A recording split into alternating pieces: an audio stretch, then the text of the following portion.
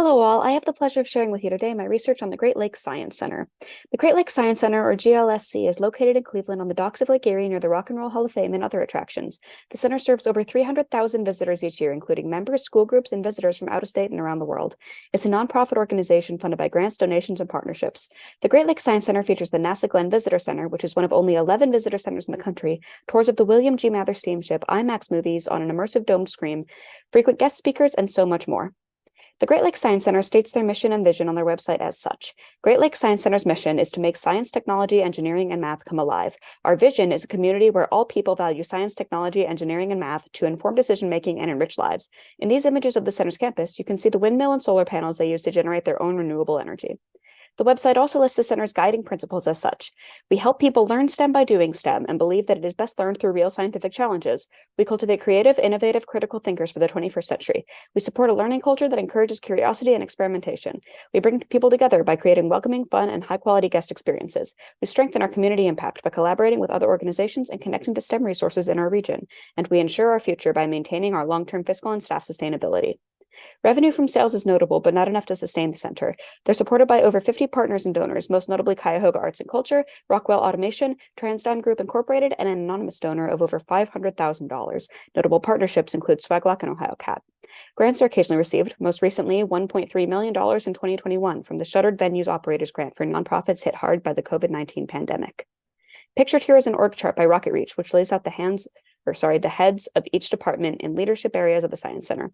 They're expertly led by Kristen Ellenbogen, PhD, who has been president and CEO since 2013 and has been repeatedly recognized and awarded for her work with the center. Her credits are too many to list, but most recently she was named one of the 2021 Cleveland 500 leaders, doers, visionaries, and idea generators who shaped the city. She's also a member of numerous committees, either by election or appointment. She's deeply involved in the Cleveland community and in connecting the Science Center to schools and other local museums, such as the Rock Hall, which has a self-described symbiotic relationship with the Science Center. Dr. Ellenbogen is not the only leader of the center, and many other Science Center leaders are award-winning professionals and scientists who have held their current positions for 10 years or more. Some notable issues and trends that have impacted or continue to impact the center are COVID-19, changes in technology altering the way children interact with media and information, and repair and maintenance. All of these issues, if left unaddressed, could lead eventually to the center falling out of touch or into disrepair and alienating their user base. COVID directly impacted many information institutions in the area, and the Science Center was hit hard since its exhibits are so hands-on. The center had to temporarily fully close, but it was later able to host students to do carefully distanced lab work. This helped both service the community and make up for little of the revenue lost. Since then, the center has been able to reopen and is seeing plenty of business. Data is not yet available on whether attendance has significantly decreased since reopening. Upon reopening, GLSC put a number of safety measures in place, including but not limited to requiring masks, using a time ticket system to prevent overcrowding, and use of sensors to reduce touching. It strongly aligns with the center's values to do all they can to be available as a space for learning and community, while also listening to leading scientists and taking precautions for guests' health. Staff had to be creative, resilient, and well-educated in COVID health and safety in order to reopen. The Science Center applied for and received grant money to recuperate from financial loss. Reopening was a gradual and careful process, but everything's back in action, and the center is doing well. The Great Lakes Science Center is constantly changing and updating its exhibits and striving to engage visitors. It would compromise the values of the institution to do away with their participatory, community-building exhibits in favor of digital options, but it would also compromise their values to refuse to change with the times. So technologies such as sensor screens and video games have not completely overtaken the center, but they are being used. Hands-on activities and exhibits are part of the center's mission and personality, and data is constantly being taken on how and whether they engage visitors. If an exhibit is not engaging, it can be changed or replaced.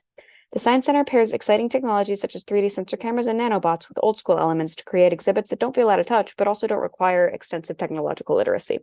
Many information institutions strive to create an environment where people of different generations or levels of education can all thrive, and the Science Center does this very well.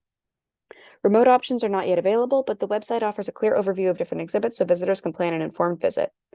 The Great Lakes Science Center schedules repairs so that as little of the center is closed as possible for as short a period of time as possible. Temporarily closing parts of the building is inevitable, as it is for all information institutions, but it's at worst inconvenient.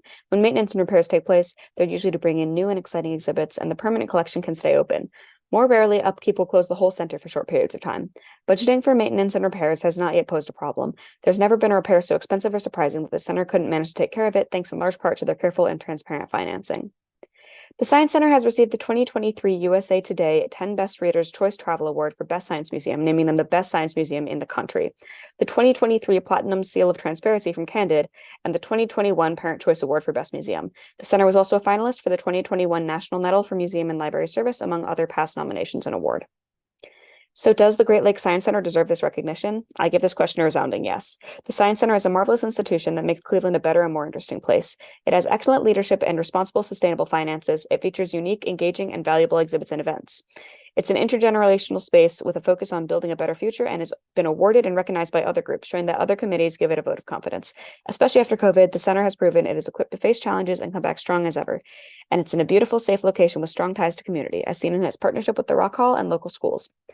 All in all, I think the Great Lakes Science Center is more than capable of thriving in a changing information environment and is certainly worthy of appearing on the mayor's list of outstanding institutions. Thank you.